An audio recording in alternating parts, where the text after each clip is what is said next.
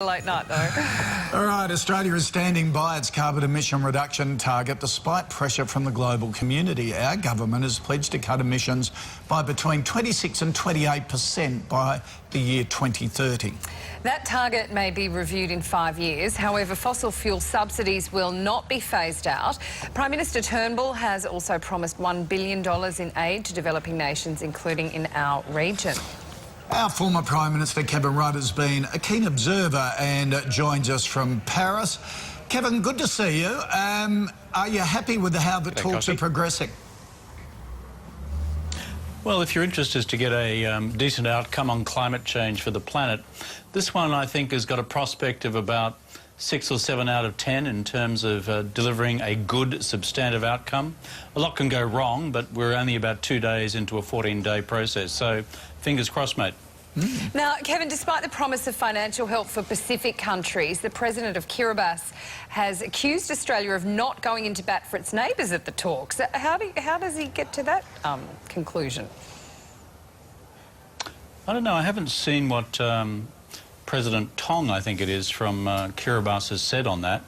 But there is a big debate ongoing here in Paris between what's called the Association of Small Island States. These are states which are threatened physically with going under, at least a number of them are, against those who are calling for a less ambitious target for reducing greenhouse gas emissions. The debate is essentially, should you aim to keep temperature increases this century within an average of 2 degrees centigrade against what they were in the pre-industrial period, or down to 1.5 degrees. Now, this may seem all terribly technical for your viewing audience this morning, but when the meteorologists look at it and the scientists look at it, it does make a difference in terms of how far above or below the waterline you are in 70 or 80 years' time. So that's what that debate's about. Yeah.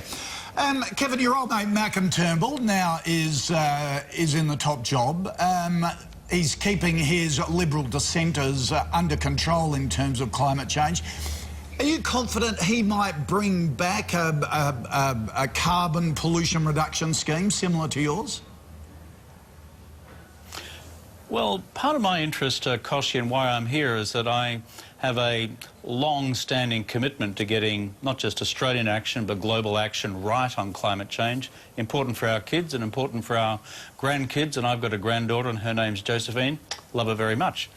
But the key thing is, will Australia play its part? Will we do our bit because we represent 1.3% of emissions, and will the rest of the world do the same? When I look at what Mr Turnbull's done, I think he's made a reasonable start.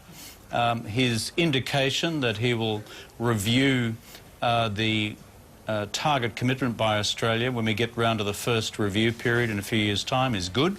But I also think Bill Shorten from the Labor Party has now put some serious pressure on Mr Turnbull in order to make sure that our future target is as ambitious as possible.